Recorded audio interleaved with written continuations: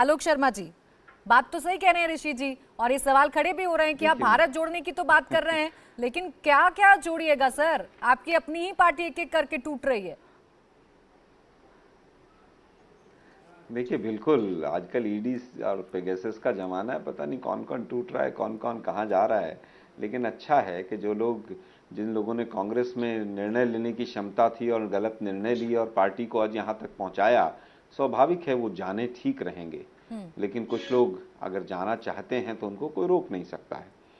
अब बात आती है लीडरशिप कौन थी। 2004 में भी कोई लीडरशिप नहीं थी। देश की जनता ने कहा कि नहीं, अटल बिहारी वाजपेयी का शाइनिंग इंडिया जो है ये पूरी तरह से झूठ का गुब्बारा है, इसको फोड़ना है। जनता ने फोड़ दिया। हिंदुस्तान की जनता चिंतन और मनन के साथ वोट डालती है। 1991 में 1991 में भी ऐसा ही था, कोई लीडर नहीं था, उसके बाद ऐसा हुआ।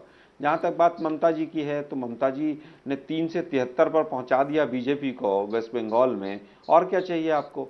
ममता जी ने क्या अटल जी के साथ सरकार नहीं बनाई? और फिर उसके बाद हमारे साथ मिलकर 2011-12 में वहां पर सरकार बनाई। अब ममता जी फिर दोबारा से, पहले उनको केवल और आलोक केवल शर्मा जी, फिर यही तो ईडी सवाल का है ना, एक एक्सपीरियंस था, तरफ अब तो विपक्षी सीबीआई एकता का की भी बात है, एक्सपीरियंस हो गया। नीतीश कुमार घूम रहे हैं, तमाम बड़े नेताओं से मुलाकात कर रहे हैं, लेकिन मोदी के सामने कौन? सवाल ये है ना कि चेहरा ज्वाइंट फेस पर सहमति बन ही नहीं पा रही है, दिख ही नहीं रहा है।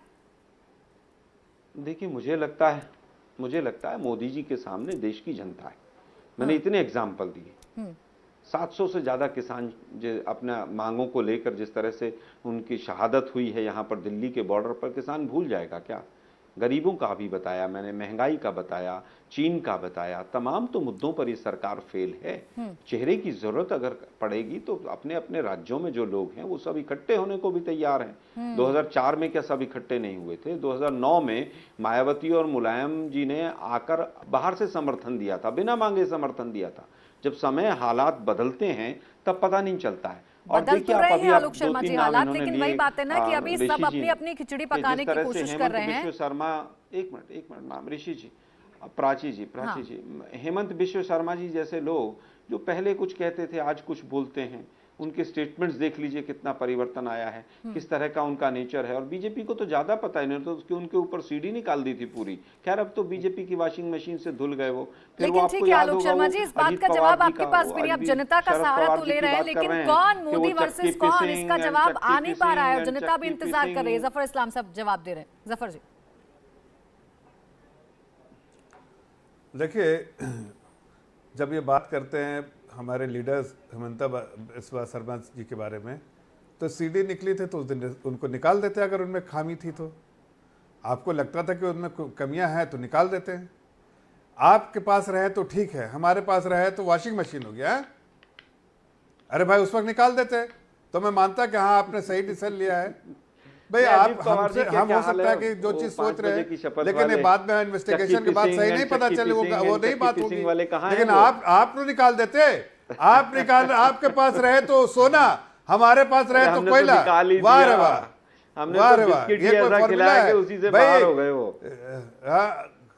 हमने तो ऐसा वो प्रोटीन वाला बिस्किट खिलाया, उसी से बाहर हो गए वो। ये हकीकत है। मैं कुछ बोलना चाहूंगा। नहीं, अभी आगे देखिए, आपके जितने लोग हैं ना, वो सभी लोग, आलोक भाई, पहले सही कहा किसी ने कि आप अपने जो बोलते हैं ना, जब पानी चूता है ना छत से, तो पहले उसको रोकने की कोशिश की। आपके यहाँ तो कभी अभी गुलाम नबी आजाद चले गए, कल को 28 पार्टी में 28 लोग थे। 2014 में मैंने सवाल पूछा, उनमें से कोई बचा है तो नाम बताइए। वो नहीं बताएंगे। कांग्रेस एक बहरूपी राजनीतिक विश्लेषक बैठ जाते हैं, कांग्रेस के अलावा कुछ बोलते ही नहीं। सुनिए ना, बता रहा हूँ, एक मिनट और आरएसएस के वही बता रहा हूँ। चक्कर काटते हैं, शाम को राजनीतिक जनता का विश्वास, अरे सुन तो लो, विश्लेषण बीच में क्यों बोल रहे हैं आप? सुनिए ना, अरे सुनिए ना, आप बताइए ना भाई, जो 28 पार्टी आपके हमारे पास 2014 में कितनी सीटें हैं, उसमें से कितनी बची हैं बताइए जरा। आप तो इतना अच्छा काम कर अरे रहे हैं महाराज, सुन तो लो, उसी का जवाब दे रहे हैं, सुन तो लो महाराज। और लाल किला चंडीगढ़ में बना ही दिया आपने। अरे बताइए ना भाई, 28 में से कितने पार्टी हैं? नहीं, वो तो आप आलू से सोना, नहीं, आलू की फैक्ट्री बन रही है और मशीन से सोना निकल रहा है, वही बात कर रहे हैं। सुन लीजिए, मोदी जी ने गजब कर दिया, बस बहुत काम कर दिया मोदी जी ने। सुन लीजिए, 18 घंटे मैं आज आपको बताना चाहता हूँ, जो पहले वाले चले गए।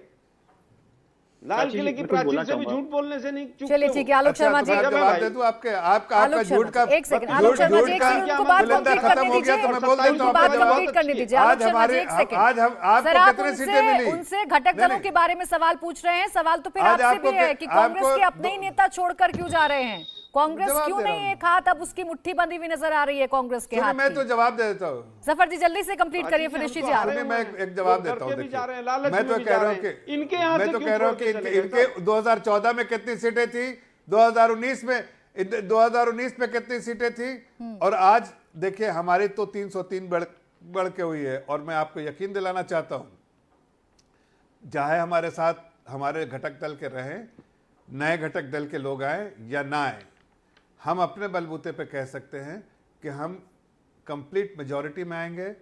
और अगर हमारे घटक दल साथ रहे, हमने कभी किसी का दामन छोड़ा नहीं, हमने बराबर उस धर्म का पालन किया जो एक होना चाहिए घटक दल के प्रति, उसका पालन किया। अगर कोई हमें छोड़ के गया है, जनता उसके साथ हिसाब लेगी। लेकिन आप तो बताइए, आप 2 लड़के चले थे यूपी में, कहाँ गए भाई? जिसके कंधे बैठे उसी को जमीन के अंदर कर दिया। कांग्रेस पार्टी के साथ एसोसिएशन मतलब जमीन के अंदर हम तो अपने पॉलिटिकल पार्टी को आगे बढ़ाने का क्या?